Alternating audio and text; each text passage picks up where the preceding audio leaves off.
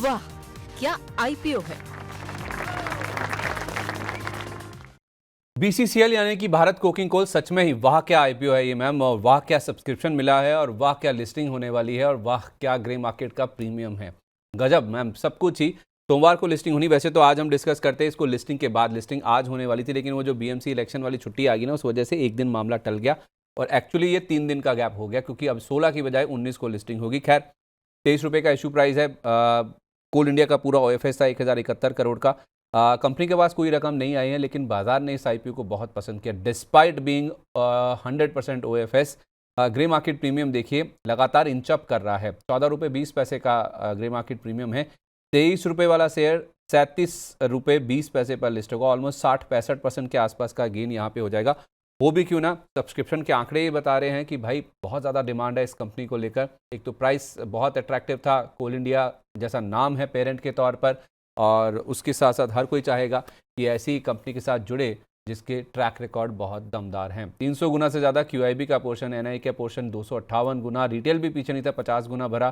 Share holders कह रहे हैं कि हमें किसी तरह से कोटा की तरह ही मिल जाइए। 87 गुना का सब्सक्रिप्शन यहाँ पे भी देखने को मिला, और कर्मचारी भी पीछे नहीं थे 5 गुना के आसपास के सब्सक्रिप्शन के साथ। अब मैम करना क्या है, जिनको मिल गया लकी वन। एक हमारे कोई दर्शक थे जिनका सवाल आया था, कह रहे थे कि मेरे पास बीसीसीएल भी मुझे मिला है, आईपीओ में अलॉटमेंट मिला है। जी बिल्कुल। देखिए यहाँ पे अगर देखा जाए तो लार्जेस्ट कोकिंग कोल प्रोड्यूसर है इंडिया में लार्जेस्ट रिजर्व्स है, अच्छा हम्म। खासा स्ट्रेटेजिकली लोकेटेड इसकी लोकेशंस है। तो कंपनी और ट्रैक रिकॉर्ड अच्छा है फाइनेंशियल्स का। इन सब के परे वैल्यूएशन बहुत अच्छे किए थे। 8.66 के प्राइस टू अर्निंग मल्टीपल पे आया था, जो कि बेहद बेहद शानदार, यानी कि 10 से भी लेस पी मल्टीपल पे आया। और दूसरी तरफ टिकट साइज 21 से 23 का इश्यू प्राइस, तो वो वैसे भी काफी अट्रैक्टिव लगते हैं जब इस तरह के छोटे साइज, मतलब नॉट छोटे साइज बट छोटे प्राइस बैंड के आईपीओ आते हैं जो कि 100 रुपए के नीचे नीचे होते हैं, तो और अट्रैक्टिवनेस बढ़ जाती है। बिल्कुल, ये हमें अच्छा भी लगा था। आपके ही चैनल पे सब्सक्राइब की राय भी दी थी लिस्टिंग गेन और लंबी अवधि के लिए दोनों ही नजरिए से लगाने की। तो यहाँ पे हमारी राय पे हम कायम है। इसमें लिस्टिंग गेन भी बढ़िया होते हुए नजर आएंगे और अगर लंबी अवधि के लिए इसमें रुकना है तो भी रुका जा सकता है। तो दोनों ही तरह के सब्सक्राइबर्स यहाँ पे अपने व्यू ले सकते हैं।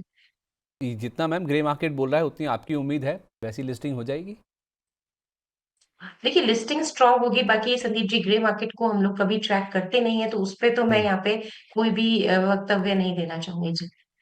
तो कितना इनफ होगा आपके हिसाब से? मैं अब चलिए ग्रे मार्केट का प्रीमियम छोड़ दीजिए, आप नहीं ट्रैक करती हैं। सब्सक्रिप्शन के नंबर देखकर, क्यूआईबी का पोर्शन 300 गुना से ज़्यादा देखकर, ये संस्थागत निवेशक हैं, लंबी अवधि के लिए बड़ा पैसा बड़ी समझ लेकर आते हैं।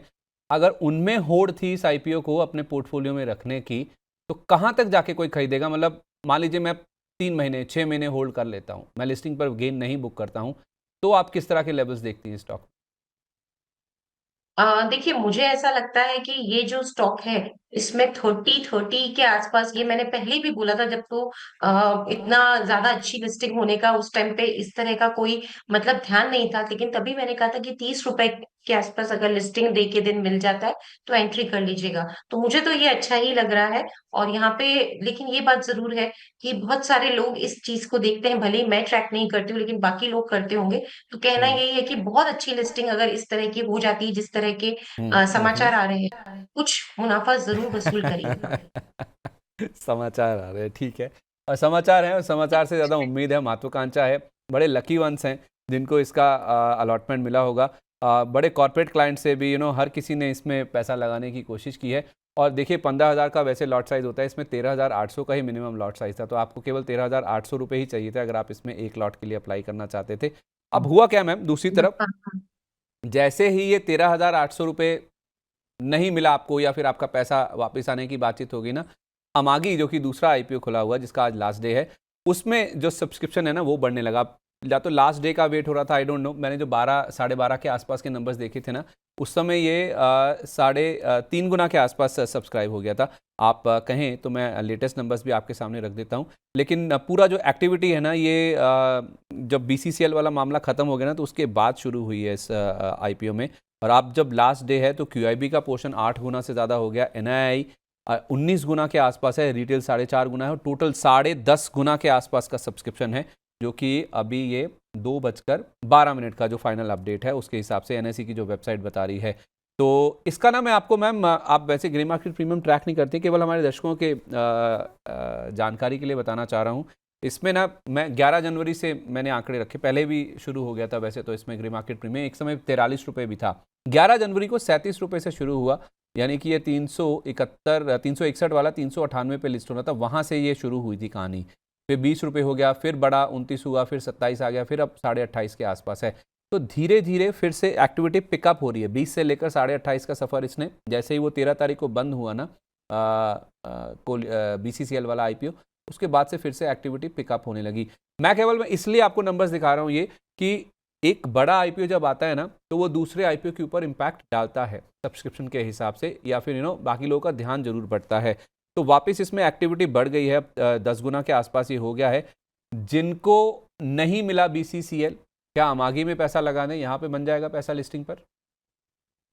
ये अमागी की बात करें तो मैंने एक फंडामेंटल एनालिसिस के हिसाब से बोलती हूँ, software as a service SaaS company है और ये मीडिया कंपनीज को, जो कि स्ट्रीमलाइनिंग कंपनीज रहती है और जो ये मीडिया डिस्ट्रीब्यूशन में जो कंपनीज होती है उनको कंटेंट प्रोवाइड करते हैं। 343 से 361 के मल्टीपल पे ये आ रहे थे, लेकिन सबसे बड़ी जो मुझे इसमें अच्छी बात लगी वो ये थी कि इनका जो मार्केट है वो काफी बड़ा है, एड्रेसेबल मार्केट। दूसरी तरफ ये इंडिया में इनका ये एक तरह से निश प्रोडक्ट है और अभी तक तो इंडिया में इनका कंपटीशन नहीं है।